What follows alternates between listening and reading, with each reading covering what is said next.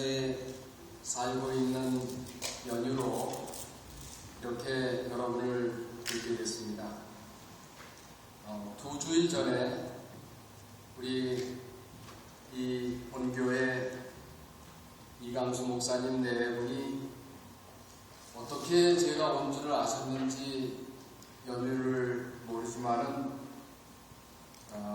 딸네 집에 방문 오셔서 지금 몸이 불편해서 앓고 있는 저희 집사람을 위하여 위로와 격려의 말씀을 해주시고 예배를 드려주셔서 그 자리에서 오늘 시간을 구별해서 우리 본교회 말씀 부탁을 받게 돼서 이렇게 여러분을 다시 뵙게 되었습니다. 하나님의 특별하신 섭리와 은혜로 허물 많고 부족한 사람을 세우셨으니 부족한 사람의 입술을 통해서 오늘 포틀랜드 사랑하는 하나님의 자녀들에게 꼭 필요한 기별을 말씀하시는 한 시간이 됐으면 기도하는 마음으로 이 자리에 섰습니다. 하나님의 말씀 에레미야 에가서 3장 32절 33절의 말씀을 본문으로 제가 읽겠습니다. 저가 비록 근심케 하시나 그 풍부한 자비대로 긍휼히 여기실 것입니다. 주께서 인생으로 고생하며 근심하게 하심이 본심이 아니시다. 저희 집사람은 제가 초등학교 5학년 때 제기동교회 유년반에서 만나게 됐습니다. 초등학교 5학년 때 그때는 개인적으로 대화를 나누거나 그러지 않았어요. 정말 남녀 칠세 부동석이라는 말처럼 어려서 요즘 아이들은 그렇지 않지만 그렇게 얘기도 나눈 적이 없는데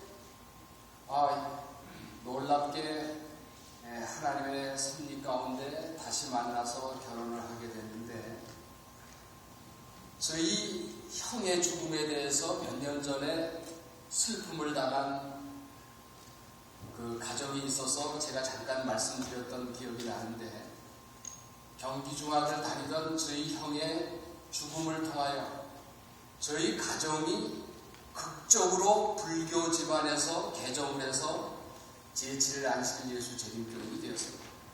그리고 어머님의 헌신을 통해서 제기동교회가 설립되게 되었습니다.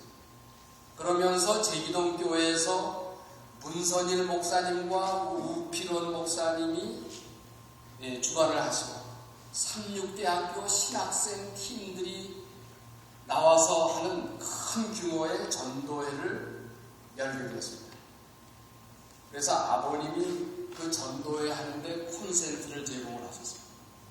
그래서 굉장히 많은 영혼들이 그때 수고하게 되고 있었는데 그 당시에 감리교회를 다니고 있었던 한 소녀가 있었습니다. 12살 난 소녀는 5살 때 아버지가 북한에 납북되어서 홀어머니 밑에서 엄한 오빠 밑에 어렵게 생활을 하고 있는 소녀였습니다.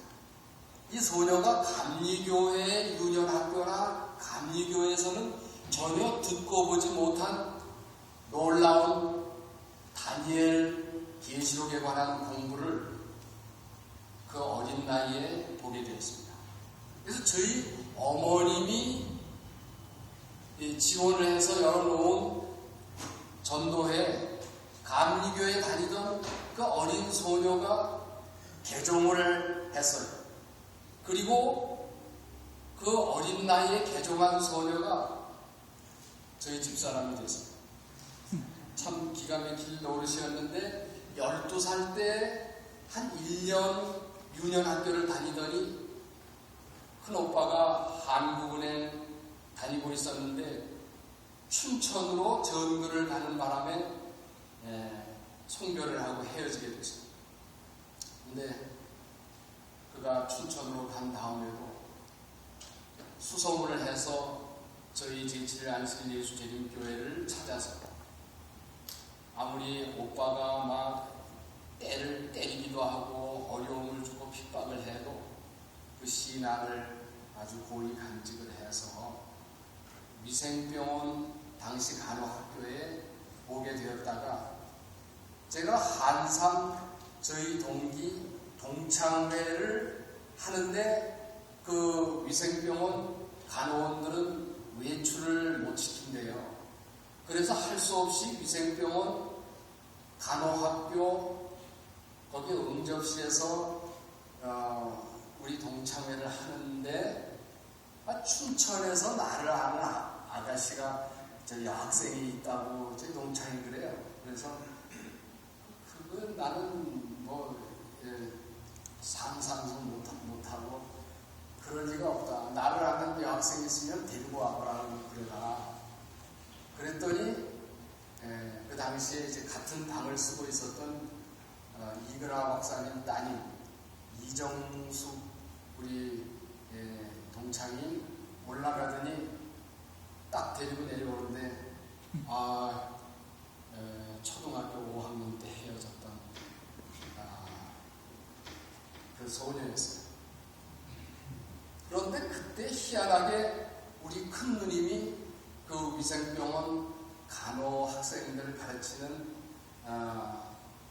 교수로 거기서 근무를 하고 있었는데 누님도 잘 보고 다시 만나게 되고 또 하나님의 은혜로 결혼을 하게 되었습니다. 집사람은 신앙을 초등학교 5학년 때부터 하면서 계속 교회 안에 있으면서 그가 기도하는 기도 제목 중에 제일 중요한 제목 하나로 자기 평생에 자신을 하늘까지 데리고 갈 신랑을 만나게 해주십시오. 그런데 저를 만났어요. 그래서 그 얘기를 들을 때마다 당신도 복을 받았지만 나도 당신을 만나서 복을 받았구려 그렇게 생각을 하고 있어요. 그런데 제가 집사람을 고생을 많이 시키고 여기저기 이사를 많이 하고 그랬는데 결국 중국에까지 데리고 갔는데 2년 반 전부터 오른편 다리하고 팔을 거북스러워하는 거예요. 그래서 걷는 것도 거북스럽고 글씨 쓰는 것을 아주 집사람이 예쁘게 잘 글씨를 쓰는데 글씨를 잘 못 씁니다. 그리고 말이 어눌해지기 시작합니다. 근데 마침 그 중국의 6.1박 장로님, 저 친구 되는 친구가 왔다가 집사람 걷는 거 거동을 보더니 자기가 이상구 박사님 뉴스타트 프로그램에 많이 참여해서 환자들을 많이 봤는데 이거 징조가 예사롭지 않으니까 너 평생 후회하지 않으려면 빨리 아주 진단을 잘하는 훌륭한 병원에 가서 칭찬을 받아보라. 그래서 집사람을 바로 데리고 중국보다는 아무래도 한국이 낫겠다 싶어가지고 한국의 삼성의료원에 가서 강북병원, 강남병원 또 이제 검사를 해서 쭉 알아보니까 희한한 병명을 얘기를 해주는 거예요. 손의 위축증이라고 그렇게 얘기를 해줬어요. 그러니까 우리 두뇌 가운데 운동신경을 장악하고 있는 작은 뇌가 자꾸 퇴화되는 증세가 됩니다. 그런데 지금까지 나와 있는 현대의학으로는 원인도 모르고 그리고 치료 대책도 아직까지 나온 게 없다. 그랬더니 또 누가 한방 치료를 하면은 길이 있을지 모르겠다. 그래서 이제 경희대학 한방병원에 데리고 갔어. 또 누가 소개를 해서 동서한방병원. 그러나 한편 시간을 내서 설악산에 자리를 잡으신 이상구 박사님 뉴스타트 세미나에도 보내게 됐고, 그러다가 이제 차도가 없이 자꾸 나빠져서 이 삼육대학 뒤쪽에 있는 쉼터라고 하는 요양, 김용근 장로님 네 분이 헌신해서 하는 거기에서 거의 1년을 보냈어요. 근데 거기 들어가서도 계속 나빠지는 거예요. 그러면서 집사람이 자꾸 저한테 그래요. 여보, 내가 왜 이런 알 수 없는 질병과 고통을 당하는지 그 이유를 좀 알고 싶다는 거예요. 근데 저도 평생을 신앙을 한 장로여 신앙인으로 또 사랑하는 아내의 남편으로서 확실하게 대답을 줘야 하는데, 여러분들이 하는 얘기를 들어보면 이건 사단에게서 온 것이다. 하나님은 절대로 이런 것을 안 주신다. 또 이런 고통에 대해서 하나님도 주실 수 있다는 사람들, 갈팡질팡 어떤 말이 진짜 옳은 말인지를 잘 모르겠어요. 제가 우리 딸 둘의 아들 하나를 보는데 자녀들이 자꾸 아빠가 사업에 바쁘고 이 일 저 일에 엄마를 팽개쳐서 아빠 때문에 엄마에게 이런 병이 생겼다 그런 얘기도 해서 얼마나 제게 스트레스를 많이 주는지 확실하게 그래도 원인을 알아야 하잖아요. 제가 주변에 보니까 술 먹고 맨날 때려부시고 그냥 부인을 폭행을 하고 하는 여자, 건강하게 잘 사는 사람이 얼마나 많은지.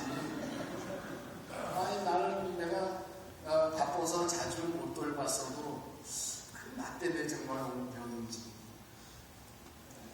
그때부터 제가 우리가 당하는 질병이나 고통, 이 재난이 도대체 어떻게 된 것인가 하는 것을 제가 말씀 속에서 깊이 새롭게 공부하게 되었어요. 3개월 전에는 끔찍한 일이 있게 되었는데, 저희 집사람이 이제 오른쪽 다리하고 팔을 못 쓰니까 언제나 조심성 있게 수발을 해줘야 저걸 하는데, 본인이 한밤중에 소변이 많이 거나 몸이 불편하면 옆에 사람 깨우는 게 부담스럽잖아요. 그러니까 한 2시쯤 일어나가지고는 저 깨우기가 부담스러워서 본인이 혼자 화장실 간다고 북경에 있는 침대가 좀 높은 편인데, 그 침대에서 자기 딴에는 안전하게 내려온다고 내려왔는데 그 침대에서 떨어져요. 뚝 떨어져가지고 한참 제가 본인이 자고 있는데 소리가 나요. 얼마나 아파가지고 통증에 곤욕스러워하면서 그냥 쩔쩔 매는지. 나중에 이제 엑스레이를 찍어보니까 그 등뼈 중에 한 뼈가 골절이 돼서 이렇게 짜부러졌어요.